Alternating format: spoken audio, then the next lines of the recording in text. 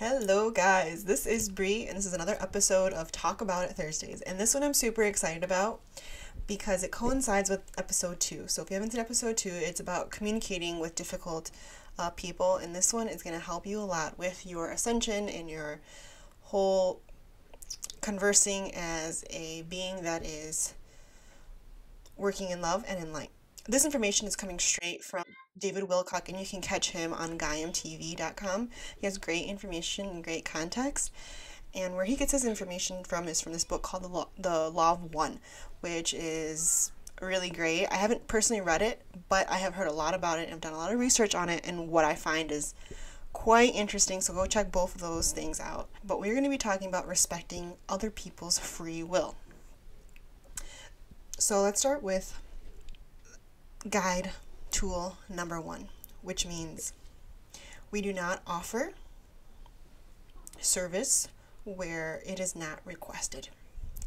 And what that means is we're not giving advice, we're not telling people our opinion or our thoughts on anything unless it's asked. So this can be really difficult because of course we think we have, and we know we have experiences, we want to share them because we know best. But what's happening is when you're doing this and you're giving unsolicited advice and guidance and tools or whatever, it's basically telling the other person you don't know what you're doing, and it gives a sense of shame, and you don't want to do that because then people will not listen to you when really you have a lot of great information to share. So what's happening is when you do this, you're basically telling people they have to think like you, they have to believe what you believe because you're right. This is a negative path because that's a path of controlling and manipulating. That's kind of the governmental system that we're under now, and that is obviously not the path of love and light. So we do not want to contribute to that negative path. We want people to have free will, free choice, and you want to be respected and you want to be valued for what you have to say. So let yourself be valuable, meaning do not give information unless it's asked for, because then if it's asked for, you're being heard. People are listening to you because they're valuing what you have to say. Second tool is communicate how you feel when your rights are being infringed on, and that means telling it fearlessly. Communicate how you feel to other people, otherwise they will not know that they're hurting your feelings. They will not know. And how are you helping them in their learning process if you're not sharing how you feel? There's a certain way to do this, and that goes into guide and tool number 3, which is doing and talking whenever you're speaking with kindness, with tenderness, and with patience. Meaning, you may share how you feel with somebody, and that person may not care or whatever, but you're just going to let them know kindly. You're going to let them know tenderly, and you're not going to expect them to understand you and change right away because you have patience. And that's because you too are developing and growing. So let's just make it peaceful and be tender, kind, and patient because everyone's on their journey.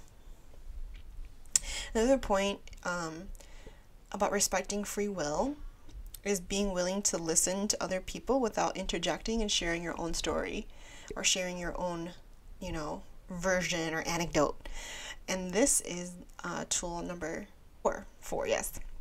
And that means not turning every conversation into me, into I, into your show. Because when you're in a conversation, it's time for you to be of service to the person you're in communication with and let them tell their story.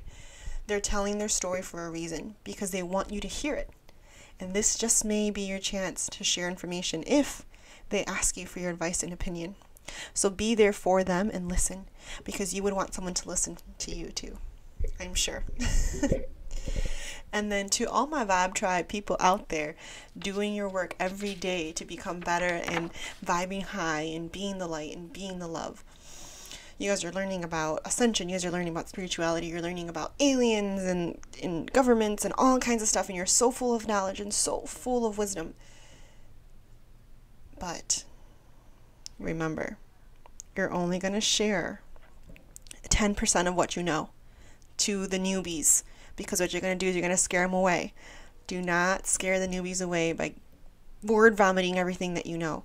Again, you want to be valued for what you have spiritually. People will know, they'll vibe off of you, and they'll ask you questions. So you want to just inch and give a little bit of information, and then let them come back to you and ask for more. Because you never want to step the boundary and break guidance and tool number 1, which is giving information, unsolicited opinions of, or information even. So 10%. And I promise you, people will ask questions if they want to change and they want to know what you know, they'll ask questions. And that is some information and things that I use. Hopefully you find it useful too. Thank you for watching, and please continue sending in your questions. By the way, this was a question answered on how do I communicate better with people and people that I'm in relationships with. And this is one of the key ways that I think will help you.